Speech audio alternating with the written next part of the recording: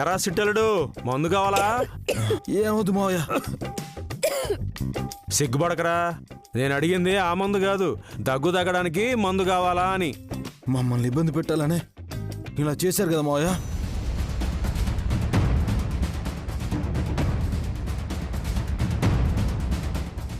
ఏమండి, మీ ఫ్రెండ్స్ ఎక్కడండి? మీ ఫ్రెండ్సే కాదు, మీ బావ విఘ్నేష్ కూడా పారిపోయాడమ్మా దగ్గలేక.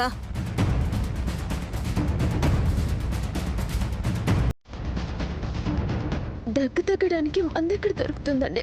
మంచినీళ్ళు తాగుతావా? మంచినీళ్ళ? అవును, ఇలాంటప్పుడే మంచినీళ్ళే నీ దగ్గుకి మందు. ఇప్పటికైనా అర్థం చేసుకోండి. మంచి అనేది వినడానికి తేలిగ్గా మీలాంటి వాళ్ళకి చులకనగా ఉంటుంది, కానీ అదే ప్రాణాల్ని కాపాడుతుంది. మమ్మల్ని కావాలని టార్గెట్ చేశారు కదా. రే సుబ్బు, గణపతి విద్య మంచోళ్ళు కాబట్టే మీరింకా ప్రాణాలతో ఉన్నారా, లేకపోతే ఈ పాటికి మీ శవాలను బయటికి తీసుకొచ్చేవాళ్ళం. మీరు మీరు మా గురించి ఆలోచించారు. నేను కాదమ్మా, మీ అక్క మా అక్క మీ గురించి ఆలోచించారు కాబట్టే మీరు ఇంకా బతికి బట్ట కట్టగలుగుతున్నారు.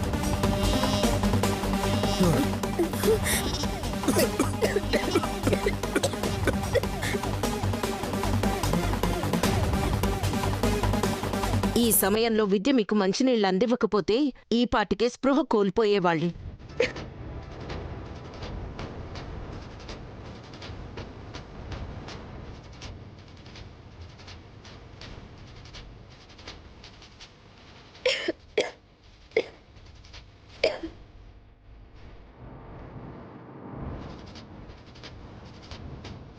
దీన్ని బట్టి నీకేం అర్థమైంది?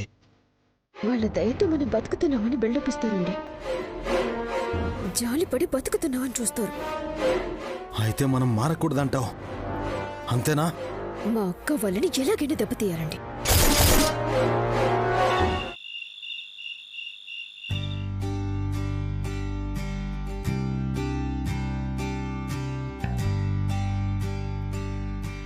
విద్య, అమ్మ రూమ్లో ఘాటేం లేదు కదా? లేదండి, ధూపం వేసే వచ్చాను. ఈ పాటికి మామూలు అయిపోయి ఉంటుంది. మనం ఇలా చేయడం వల్ల సుబ్బు వాళ్ళు మన మీద ఇంకా ద్వేషం పెంచుకుంటారనిపిస్తుంది. మీరు వాళ్ళ గురించి ఆలోచించకండి. వాళ్ళల్లో అసూయ ద్వేషాలు తొలగాలి, లేదంటే వాటి ఫలితాలనే అనుభవిస్తారు.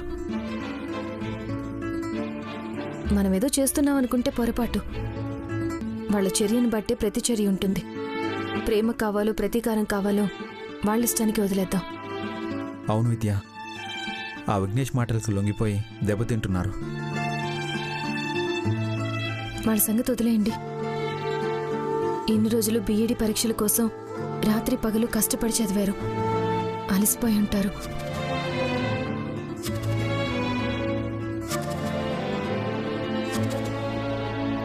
ఈ పాలు తాగి ప్రశాంతంగా పడుకోండి.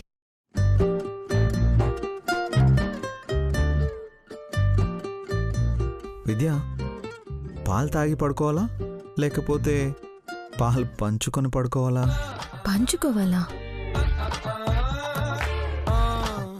అదే విద్య, బాధలు మర్చిపోవాలంటే ముద్దు ముచ్చట ఉండాలి కదా అని. మాస్టర్ గారు ఏదో ఆలోచిస్తున్నట్టున్నారే. ముద్దొచ్చే భార్య ఎదురుగా ఉండగా ఇంకేమీ అడగకుండా పడుకున్నానంటే పరీక్షలప్పుడు వర్షాలు పడి వాయిదా వేసినట్టుంటుంది. ఓహో, శ్రీవారికి ముద్దు కావాలనిపిస్తుందా? కొన్ని అప్పుడప్పుడు అవసరం అనిపిస్తాయి విద్య, నీకు తెలుసో లేదో. నాకు పాఠాలు నేర్పిస్తారని మిమ్మల్ని పెళ్లి చేసుకుంటే మీరేమో ప్రేమ పాఠాలు నేర్పించే పనిలో పడ్డారనుకుంటా. ముందు ఈ విషయాల గురించి అవగాహన ఉంటే ఇద్దరి మధ్య సత్సంబంధాలు ఏర్పడతాయి. వాటి గురించి తర్వాత ఆలోచించచ్చు గాని ముందు మీరు పడుకోండి. తెల్లవారాక మా నాన్న దగ్గరికి వెళ్ళి చేయాల్సిన పనులు చాలా ఉన్నాయి. విద్య, అంతేగాని నా గురించి పట్టించుకోనంటావా? అది రేపటికి వాయిదా వేద్దాం మాస్టారు, సరేనా? మీరు పడుకోండి, పడుకోండి. విద్య, ముద్దు ముచ్చట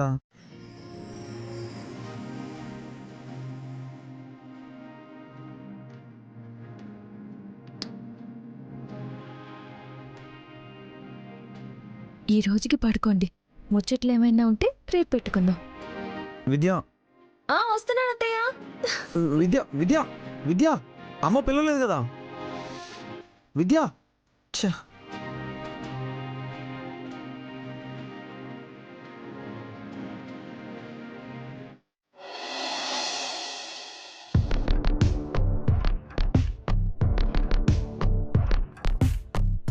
నమస్తే మేడం.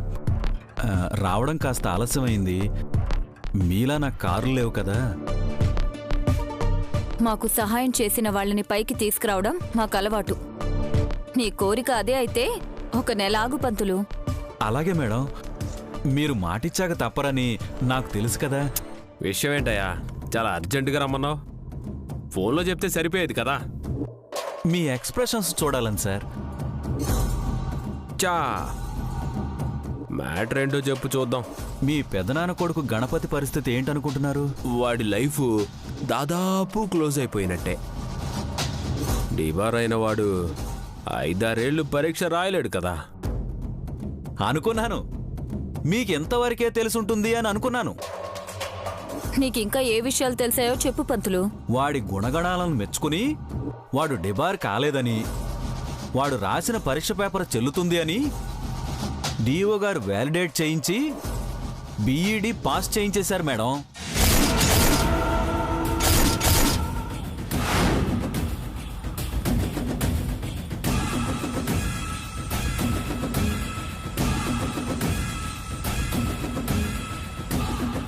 రై అట్టవుతే జోకులేమాక. ఒట్టు రిజల్ట్స్ రావడానికి ఇంకా టైం ఉందన్నారు కదా. డీబార్ అయిన వాడు ఎలా పాస్ అవుతాడు? అసలు ఏం జరిగిందో చెప్తాను వినండి. వాడు చీటర్ అని మా టీచర్ల చేత సంతకాలు పెట్టించి డిఓ ఆఫీసులో ఇద్దామని నేననుకుంటే మీ ఆడబడుచు శ్రీవిద్య మాటలకి కరిగిపోయి గణపతి లాంటి ఉత్తముణ్ణి మేమెప్పుడూ చూడలేదు అని లెటర్ రాసి డిఓ గారికి ఇచ్చారు. అంతమంది గురువులే అభిమానిస్తే అనుమానించడంలో అర్థం లేదని కాపీ చీటీలను మనవాడు రాసిన ఎగ్జామ్ పేపర్ని పోల్చి చూస్తే తన స్టైల్లో తన పరీక్ష అద్భుతంగా రాసినట్టు రుజువయింది. ఇంకే ఉంది, వాడు మన కుట్రకి బలయ్యాడే తప్ప కాపీ కొట్టలేదని చెప్పుంటారు. లక్కీగా మన పేర్లు బయటకు రాలేదు గాని గణపతి అయితే డీబార్ కేసు నుండి బయటపడినట్టే. ఇక వాడు టీచర్ అయిపోతాడు. డిఎస్సి ఎగ్జామ్ కూడా రేపో మాపో వచ్చేలా ఉంది. అందులో అలవోకగా వాడు పాస్ అయిపోతాడు. ఈలోపే ఏదో ఒకటి చేసి వాణ్ణి ఏదో కేసులో ఇరికించాలి. ఇంకేం కేసు పెట్టించగలమక్క. నింద వేసినా బలంగా ఉండాలి. ఒకరోజు నేను మా ఫ్రెండ్స్తో వాళ్ళ ఇంటికి వెళ్తేనే వాళ్ళు నన్ను నా ఫ్రెండ్స్ని బయటికి తరివేశారు. తులసి అంటే నాకు గంజాయి గుర్తొచ్చింది.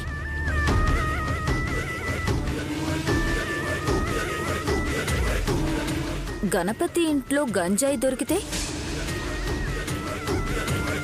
అక్క,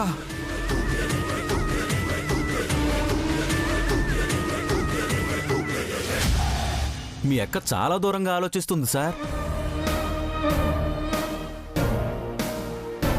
ఆ కేసులో గనక మనం వాడిని పట్టించగలిగితే ఇక జన్మలో వాడు టీచర్ కాలేడు. బీఈడి పాస్ అయినా కూడా. కరెక్టే అనుకో. గంజా ఏమన్నా అంగట్లో దొరికేదా? ఎక్కడి నుంచి పట్టుకొస్తాం? గంజాయిని స్వాధీనం చేసుకునే ఆ పోలీసులనే అడగాలి. కొంతమంది ఉంటారు మనలాంటి వాళ్లతో చేతులు కలపడానికి.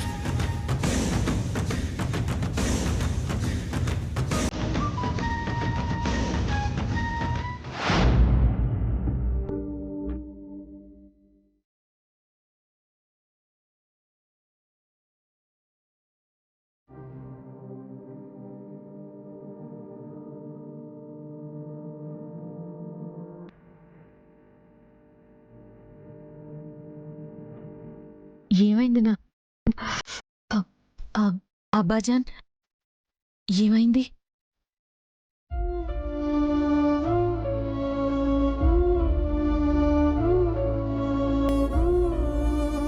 బతుకేంటి ఇలా ఉందని తలుచుకుంటుంటే చాలా బాధగా ఉందమ్మా.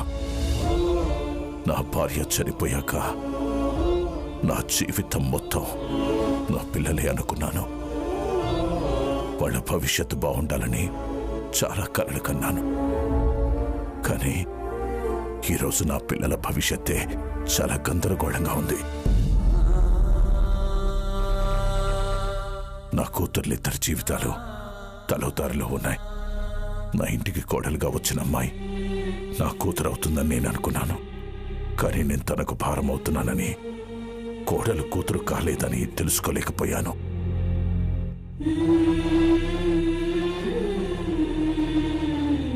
అబ్బాజాన్, మీకు నిన్ననే చెప్పాను కదా ఇవేమీ ఆలోచించకండి అని.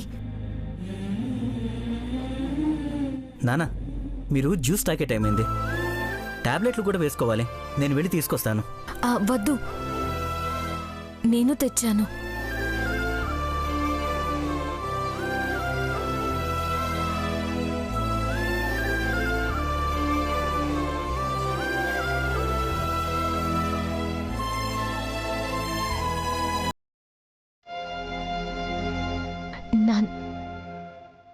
అబ్బాజాన్,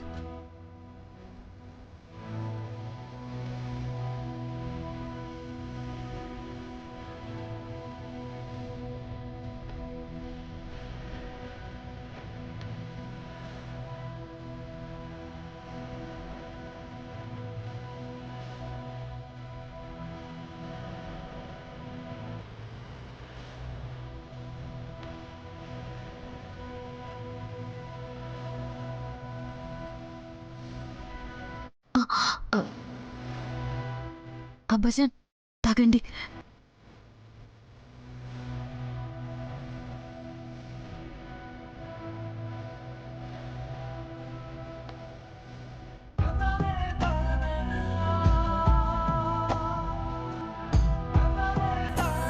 తినండి. ఇది ఎవరు చేశారమ్మా? నేనే చేశాను అబ్బాజాన్. బాగోలేదా? లేదమ్మా, అచ్చం నా కూతురు విద్య చేసినట్టే ఉంది.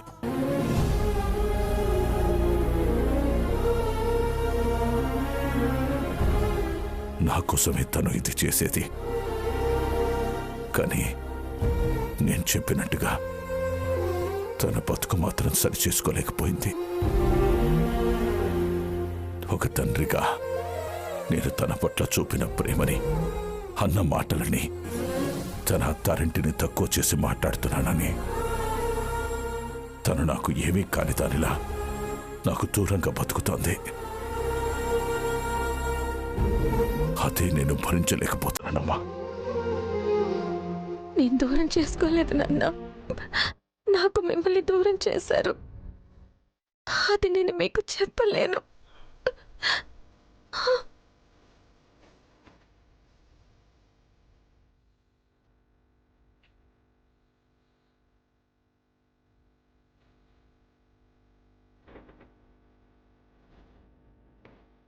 అబ్బాజాన్, జరిగిపోయిన దాని గురించి వదిలేయండి. జరగాల్సిన దాని గురించి మాత్రమే ఆలోచించండి. ఆ దేవుడి దయ వల్ల మీరు త్వరగా కోలుకోవాలి.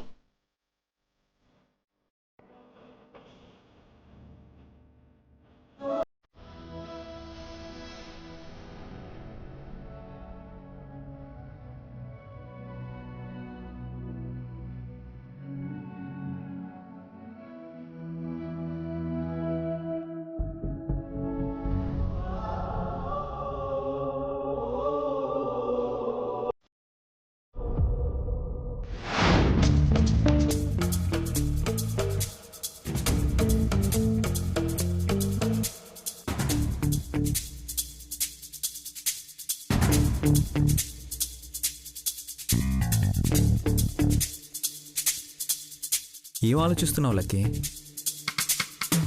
మా అమ్మకి ఏం చేస్తే దారికొస్తుందా అని. ఏం చేసింది? ఏం చేయలేదు అని అడగండి. అన్నిట్లోనూ తల దూరుస్తూ మా నాన్న వాళ్ళకి తలనొప్పులు తెచ్చి పెడుతుంటుంది. మీరు మాస్టర్ కదా. లక్కీ, అదే కాబోయే మాస్టర్ అయినా టీచరే కదా. మా అమ్మకి పాఠం చెప్పాలి, దెబ్బకి బుద్ధి రావాలి. దాన్ని పాఠం అనరు, గుణపాఠం అంటారు. ఏదో ఒకటి. కన్న తల్లి మనిషిగా మారినప్పుడే కదా ఏదైనా ఈవిడ మా అమ్మ అని చెప్పుకునేది. తన మీద బాగా కోపం ఉన్నట్టుందే. ఎందుకుండదు? పాపం పెళ్లి కాకముందు నుంచి విద్యార్థిని బ్లాక్మెయిల్ చేస్తూ అన్ని పనులు చేయించుకునేది. మళ్ళా మనకు మాట మాస్టారు డైటింగ్ అంటుంది గాని మా అమ్మ ఏ పని చేయదు. అందరితో పని చేయించుకుంటుంటే ఇంకా స్లిమ్ అయ్యేది ఎప్పుడు? సరే, మీ అమ్మకి గుణపాఠం చెప్పాలంటే నువ్వు నాకు సాయం చేయాలి. నేనా? చిన్న పిల్లని నేనేం చేయగలను? నువ్వు మాత్రమే చేయగలవు. విద్యా స్కూల్లో పనిచేస్తూ మీ తాతయ్యకి కనబడడం వెనుకున్న కష్టమేంటో ఆయనకు అర్థమైతే చాలు. అర్థం అవ్వాలంటే నేనేం చేయాలి? నువ్వు స్కూల్కి వెళ్తావు కదా, మీ అమ్మతో నిన్ను సత్యభామగా రెడీ చేయమని చెప్పు. ఇంకొంచెం డీటెయిల్గా చెప్తారా? చెప్తా. విషయం ఏంటంటే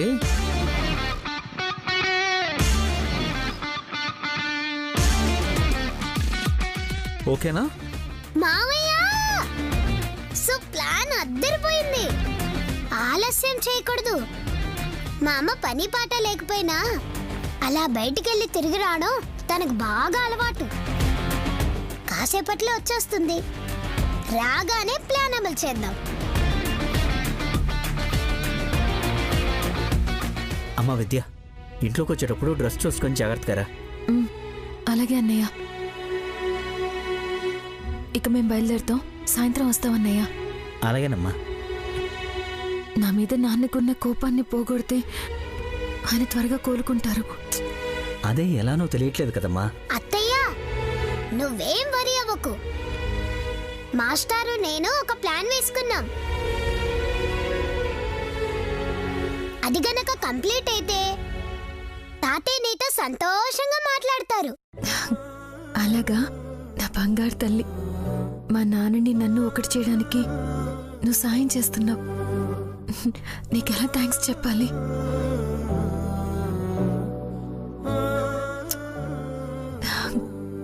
జాగ్రత్త. వస్తావన్నయ్య. సరేనమ్మా. బాయ్ లక్కీ. బాయ్. బాయ్.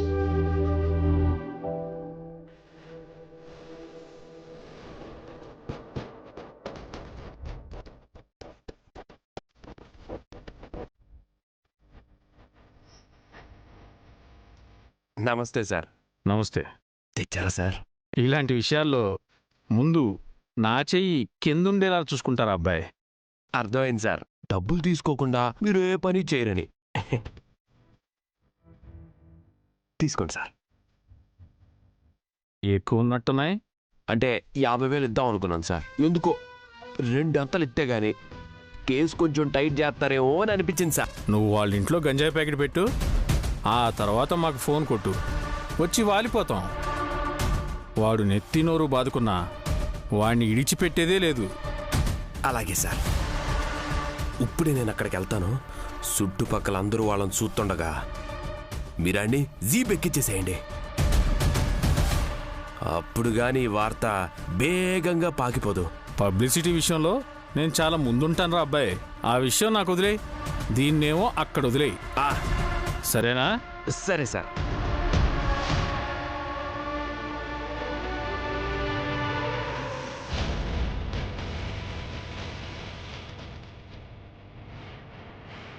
ఇలాగెళ్ళి పోలీసులు అలాగొచ్చేస్తారు.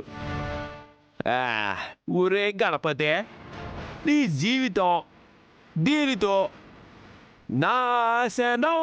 టటటడా.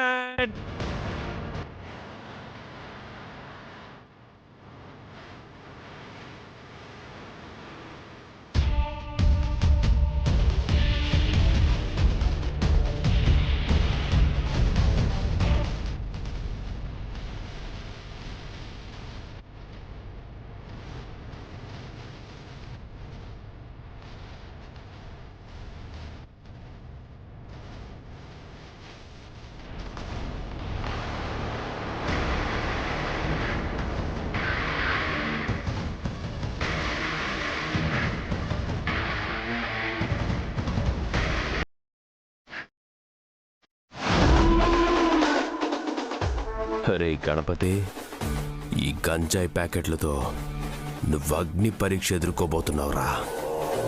ఇందులో పాస్ అవ్వలేవురో.